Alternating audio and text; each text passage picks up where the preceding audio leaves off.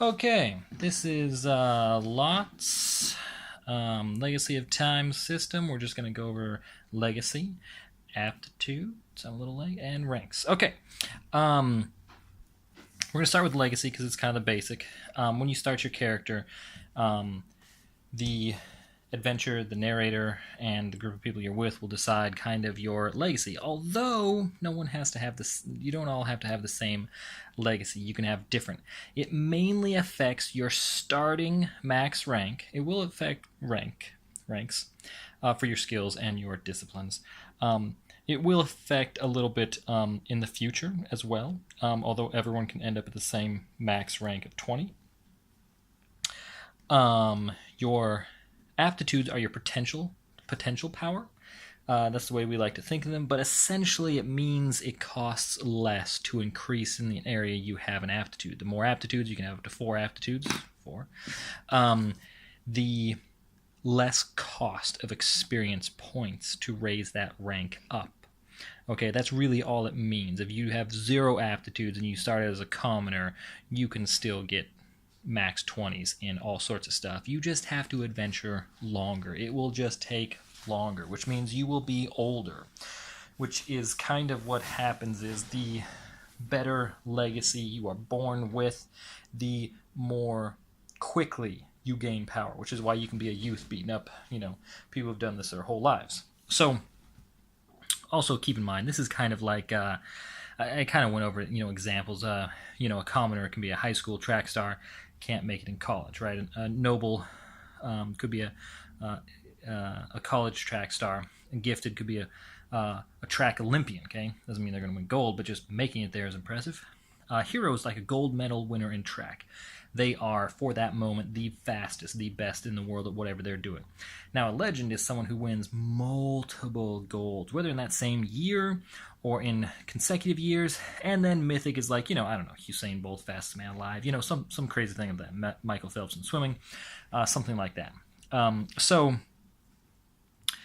Those are things to keep in mind.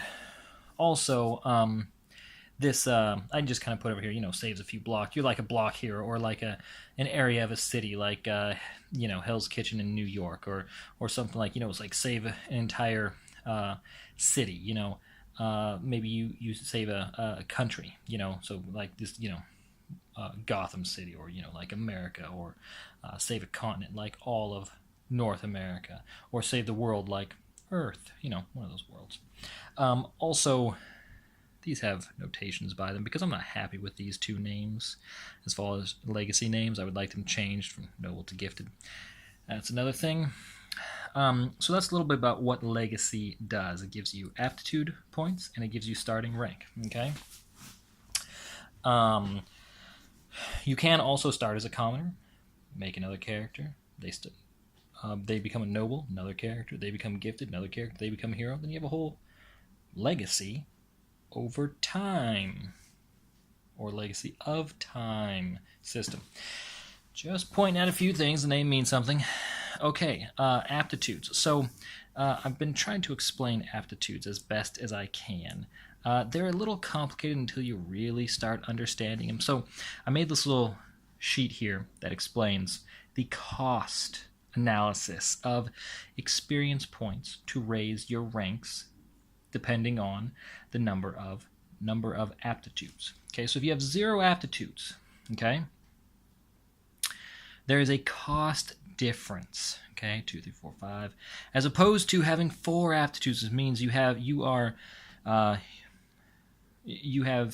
as the maxed out aptitudes for that one skill or discipline. Which means everything just is a 1-for-1 cost. 1-for-1 costs are great. Okay, so you might have to spend a little bit more if you have 0, and a little bit more meaning 1-for-1 cost to get to 20, max rank, 20 points. 1-to-1, or the cost to get to 20 ranks with 0 aptitudes, 70 points. That sounds like a lot. Why would you do that?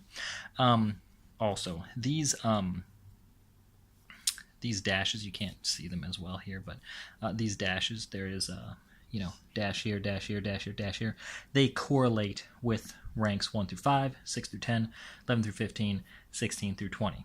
Okay, if that makes any sense. This is the first dash, second dash, third dash, fourth dash. So you can get a legacy point here, here, here, and here.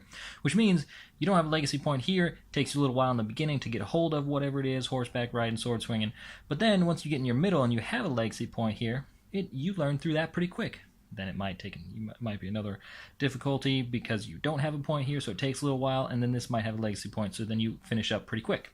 It just kind of tells a story of its own as you're growing, why things take a little bit longer from here or there. Also, Legacy of Time does not have D4s. We don't use them, so we roll D8s. Okay, when you roll a D8 and you only have 4 slots, you have the standard 1 through 2, 3 through 4, 5 through 6, 7 through 8. That'll help in the future when we're rolling. So we just made a little chart here that basically just says, hey, if you have 0 aptitudes, it's going to cost you 70 points to get max rank. I started from the back, so if I put a legacy point in the back, it will shorten it to 50 points, okay?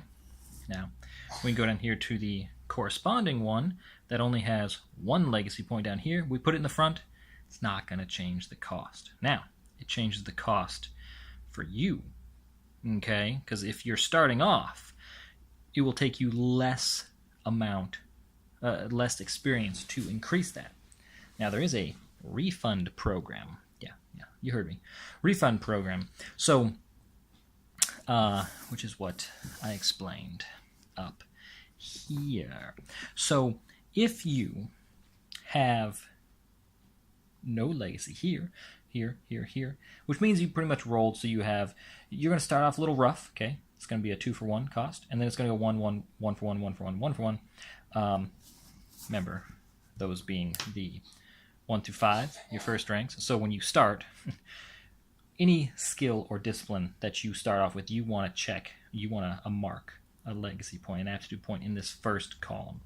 Everyone does. It makes you start off a little bit more powerful, more dice, yay. Doesn't always happen. It'll happen eventually if it's a skill you really like. So what that means is you put 5 ranks in here. It means your legacy must be pretty high. What, 5 ranks? What are you, legend? Dang, starting off as legend. That's crazy. But that's going to cost you 10 actual experience points. Okay, so your actual experience total 30, which means you only have 20 to spend other places. That's crazy. Now you gain a legacy point. Okay, don't worry about this 25 yet. Okay, just 30. That would be 30. You spend a legacy point. Okay, and you increase that by 1 mark. Okay, so this is only supposed to be 3 marks. And I'm using this line down here to signify warrior increasing, just so you can see it. So the ranks is not going to change. The cost is. It's now not going to cost 10 because you got a 4th point here, which changes that 2 to a 1 for 1. But I've already spent those 5 experience on there. Boom. You get those 5 experience points back. Now take a look at this 25. So it was 30 for 30. 30 total experience. Spent 30. Now you only have 25 experience spent, which means you have 5 experience to spend, which you can spend right now if you want. So that's a quick overview of how legacy impacts aptitudes, potential powers, like what we like to call, or it's not having aptitudes is what slows your power progression, and then how legacy impacts ranks is your max starting rank. Also, keep in mind it does impact a little bit as you continue, because the maximum rank that you can have is your starting ranks plus 1 per session. Okay, so if you start off as a hero, you need 16 sessions before you can even get to rank 20, which means you are going to spread some stuff out as you gain experience. Also, keep in mind, you gain between 3 to 7, on average 5, experience per session, okay? Depending on how your Game Master wants your game to progress. You can stay at much lower levels and have a lot of fun with this system with a group of people. It's not like in some systems where when you first start off, you just can't wait to get up to a certain level. We also don't have levels here. You just gain experience and points and increase your stuff. So you don't have to worry about that as much. But, of course, who doesn't want to be more powerful? We all like that. It's great. The legacies legacy points and aptitude points. Okay, legacy gives you aptitude points. Tells a story. Everything in lots is designed to tell the story of you. You and your adventuring group, whether that changes or not, but definitely of you always. And so this gives a little bit of storytelling in why you're not just awesome at warrior. Maybe you're awesome in the beginning and then you slow down. You know, you're awesome in the beginning and then towards the end you really slow down. So you go, wow, I'm a really good warrior, but hey, I found out I'm a great thief, or I'm an even better magic user. So you might discover these things. Typically, you will know where all your legacy points go, but you have to roll randomly for where they are placed. You can guide a little bit, and you can pick a few things during character creation and stuff, but typically after that, you will still roll to see where your legacy point gained. Now, some narrators might say, no, you can just totally choose, and that's fine. I'm not against that at all. But it starts telling the story of this person, and since, even though your power level is determined by all of this legacy aptitudes and your ranks stuff going on here, and you may not be as powerful as you want, it tells a story of why you're not, and if it's enjoyable while you're playing, because that's the way the system's designed to go, and it's telling your story, it's not that bad. Because frankly, if you ever made a max level character in a game, after a little while, when you can't increase, it does get a little boring. I'm just saying.